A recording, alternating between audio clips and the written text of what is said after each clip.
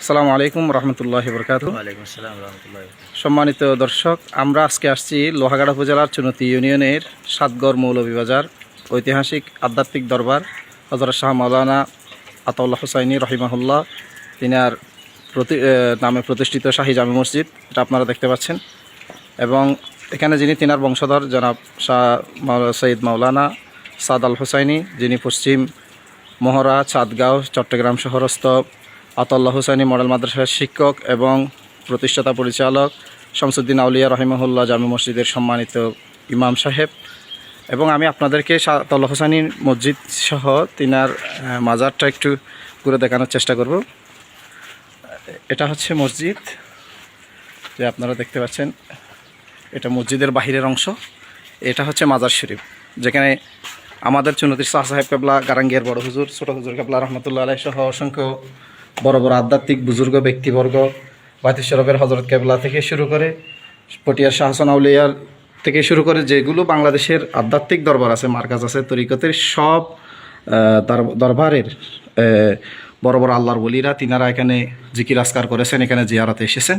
তো আমরা সংক্ষিপ্তভাবে কথা বলবো জনাব মাওলানা সায়েদ আল হুসাইনির সাথে, তিনার এবং সাদ আল্লাহ হুসাইনির সামান্য জীবনী আমরা তিনার থেকে জেনে নিব। আসসালামু আলাইকুম রহমতুল্লাহ। তিনার ওয়াফাত কত বছর হয়েছে এবং আপনারা কততম বংশধর, সে বিষয়ে আমাদেরকে একটু। আলহামদুলিল্লাহ নাহমাদুহু ওয়া নুসাল্লি আলা রাসূলিহিল কারীম, আম্মা বাদ। দেশবাসীর প্রতি আমার সালাম, আসসালামু আলাইকুম রহমতুল্লাহি ওয়া বারাকাতুহু। আল্লাহ পাক সুবহানাহু ওয়া তাআলা আমাদেরকে যাতে আল্লাহ সুবহানাহু দরবার শরীফে এনে উপস্থিত করেছেন আল্লাহ পাক সুবহানাহু ওয়া তাআলার দরবারে, এই জন্য একবার শুকরিয়া আদায় করি আলহামদুলিল্লাহ।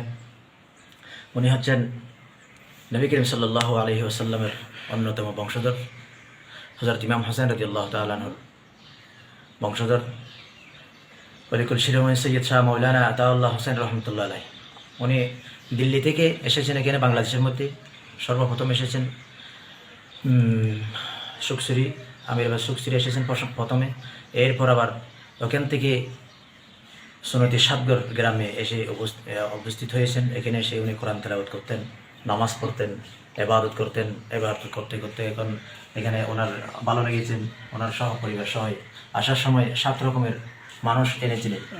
জি, তাহলে সৈয়দ শাহ মাওলানা আতাউল্লাহ হোসেন রহমতুল্লাহ একজন বড় একজন আল্লাহর ওলি। ওনার অসংখ্য কেরামত আছে, সব কেরামতগুলো এখন বলার কোনো সম্ভব না। একটি কেরামত আমি জানি, একবার ওনার একজন ভক্ত আশেক পাহাড়ের মধ্যে গিয়েছিলেন, ওখানে মধ্যে আটকে পড়েছিলেন। হাতি মেরে ফেলার জন্য চেষ্টা করলেন। উনি তাড়াতাড়ি হুজুর সৈয়দ শাহ মাওলানা আতাউল্লাহ হোসেন রহমতুল্লাহ আলাই, প্রকাশ হজরত বুড়া মৌলানা সাহেব কেবলাকে স্মরণ করে ডাক দিয়েছেন, ও আতাউল্লাহ হোসেন রহমতুল্লাহ আলাই। সাথে সাথে ডাক দেওয়ার সাথে সাথে সৈয়দ শাহ মাওলানা আতাউল্লাহ হোসেন রহমতুল্লাহ এখান থেকে জুতা মুবারক নিক্ষেপ করেছেন। নিক্ষেপ করার সাথে সাথে ওই জুতা মুবারক আতির কপাল মুবারকের মধ্যে যেয়ে পড়েছেন।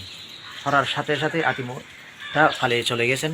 উনি এসে হুজুর সৈয়দ শাহ মাওলানা আতাউল্লাহ হোসেন রহমতুল্লাহ মাজার শরীফ, যেখানে এখন মাজার শরীফ, ওখানে ওই সময় উনি জীবিত ছিলেন, এখানে এসে উপস্থিতি হুজুরকে বলছেন। হুজুর বলতেছেন, তুমি কি বিপদের মধ্যে বলেছিলে? হ্যাঁ, আমি বিপদের মধ্যে বলছিলাম। হঠাৎ করে আপনাকে আমি স্মরণ করলাম, ও বুড়া মৌলানা সাহেব কেবলা। সাথে সাথে দেখলাম আমি একটা জুতা হাতির কপালের মধ্যে পড়লো। কপালের মধ্যে পড়ার সাথে সাথে উনি পালিয়ে চলে গেছেন। তারপর আমি এখানে এসে আপনার সাথে আমি হাজির হলাম। মাশাআল্লাহ, সুবহানাল্লাহ।